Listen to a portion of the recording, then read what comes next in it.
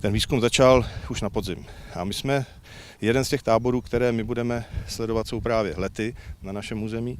V rámci toho projektu, který děláme a který se nezaměřuje jenom na tento tábor, ale na celou řadu dalších táborů v Evropě, tak jsme začali takzvaným nedestruktivním nebo neinvazivním výzkumem. To znamená, že bychom kopali z leteckého skenování povrchu, potom geofyzikální průzkum. Jsme spolupracovali s Archeologickým ústavem Akademie věd v Praze. Dělali jsme detailní povrchový průzkum celého tábora i jeho okolí, respektive musím zdůraznit, že ne té největší části, protože do Vepřína jsme se nedostali. A my jsme kontaktovali tedy vedení firmy a ty nám oznámili, že to není možné. Velice korektně, ale není to možné, firma má nějaké důvody, takže my zůstáváme za plotem. Nesmírně cenný je letecký snímek z roku 1949, který je známý. A když jsme všechny tyto informace shromáždili, tak nám vyšlo, že ten tábor je trošičku posunutý. A sice posunutý směrem k západu, to je tím směrem, kde my teď stojíme, a směrem k severu, to je tam vpravo, kde je les.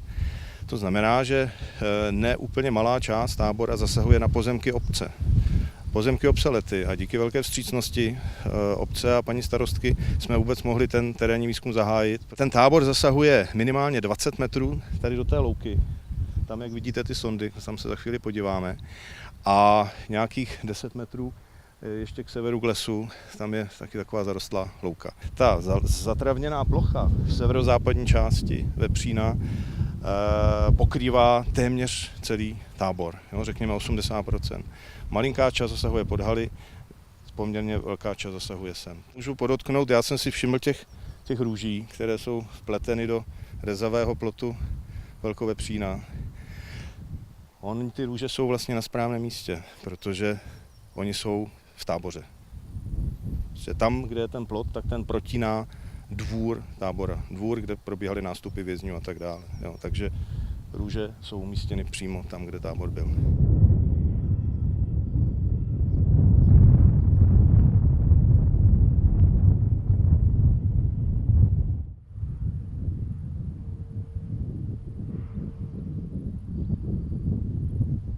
Teď jsme tady druhý týden a snažíme se ověřit to, co jsme zjistili, aniž jsme kopali, tak se snažíme ověřit malou sondáží. A ukázalo se, že ty výsledky té první etapy nelhaly, že skutečně tábor zasahuje sem. Takže lokalizaci máme. Druhá otázka, kterou jsme řešili, co se vlastně z tábora zachovalo. Protože když se tady rozhlédneme na úrovni terénu, na povrchu není vidět vůbec nic. Nicméně ten výzkum překvapivě tedy zjistil, že ty pozůstatky trosky tábora se zachovaly velmi dobře pod zemí, jakožto vlastně archeologická památka.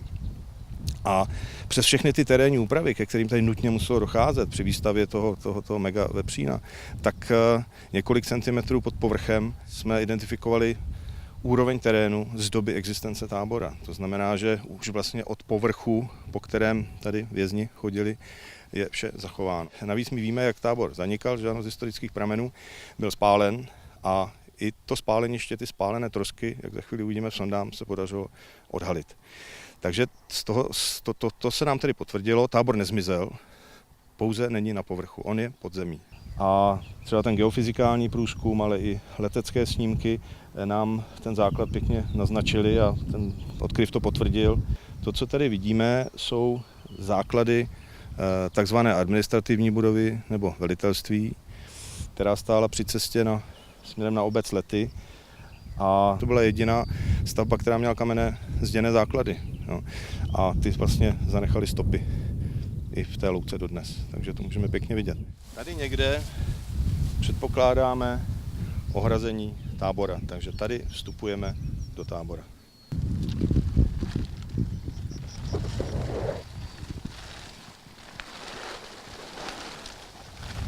Tady se nacházíme přímo ve dvoře tábora, hnědá hlína, to je terén, po kterém vězňové chodili. Dvůr nebyl nikterak dlážděn, byla to udupaná hliněná plocha, která se, když zapršelo, musela měnit v bahniště. A ty nálezy dosahovaly až do hloubky 20 cm, to znamená, že to bylo rozbahněné, tak se to skutečně zašlopalo hluboko pod úroveň. Tady je pak takový malý žlábek, který zřejmě souvisí s nějakým ohrazením, nějakým nízkým ohrazením, které také na některých těch fotografiích je vidět. No a tady se dostáváme k hlubokému kanálku. Tyto kanálky byly přímo před dřevěnými stavbami, ve kterých byli umístěni vězni. Před každým tím domem vedl takovýto kanálek a přes něj vedly takové dřevěné můstky, které také vidíme na fotografiích. Ten archeologický výzkum nám ukázal také, co se tady dělo po zániku toho tábora. A zřejmě, když stavili ten vepřín, tak tady navezli štěrk, který překrývá ty kanálky, že vyrovnávali nějaký ten terén, ale nezasahovali do hloubky. Spíše se tady ukládali navážky, které ten terén zvyšovaly a díky tomu se ten tábor podařilo takhle dobře zachoval. No a hned za kanálkem je takový nerovný terén a tady stály malé dřevěné baráky, přesně ty, které jsou, 2 nebo 3 jsou rekonstruovány v památníku Lety. Ta šířka 2,5 metru k tomu zadnímu kanálku, ten byl zase za domem, aby voda ze střechy i za domem mohla otékat, tak přesně odpovídá šířce těch malých baráčků 2,5 metru. Ta tmavá vrstva, která vyplňuje kanálek, a tady ten zuhelnatělý trám jsou pozůstatkem ničení, zanikání tábora požárem. Víme, že ten tábor byl spálen, no a tady to jsou ty spálené trosky. Podle historických pramenů tato řada dřevěných baráčků měla sloužit dívkám a ženám. Nejprve od 12 let, pak to posunuli na 14 let. A velmi zajímavě to koreluje s tím, co jsme našli. Kromě těch nálezů náhodné ztráty, zašlapané nějaká přeska, utržená knoflík, zašlapané do povrchu, po kterém se chodilo. Tady máme i artefakty, které pocházejí přímo z toho spáleniště, to znamená, nacházely se zřejmě v těch dřevěných stavbách. V této části se našly barevné skleněné korálky. A na jedné fotografii z těch několika, co se dochovaly, vidíme romskou ženu, která podobné korálky má kolem krku, takže zřejmě některé měly tyto drobné šperky a to skoreluje tedy s tím, že právě zde byly ženy a dívky.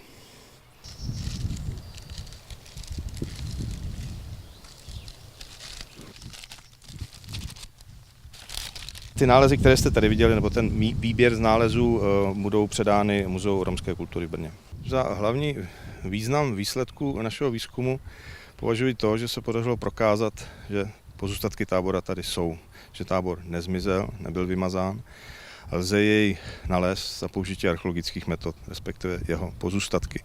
A tím, myslím, získáváme silnou argumentaci pro to, aby konečně toto místo bylo vyhlášeno za památku, protože pohřebiště je prohlášenou památkou od roku 1998, ale vlastní místo tábora není památka ve smyslu zákona o státní památkové péči.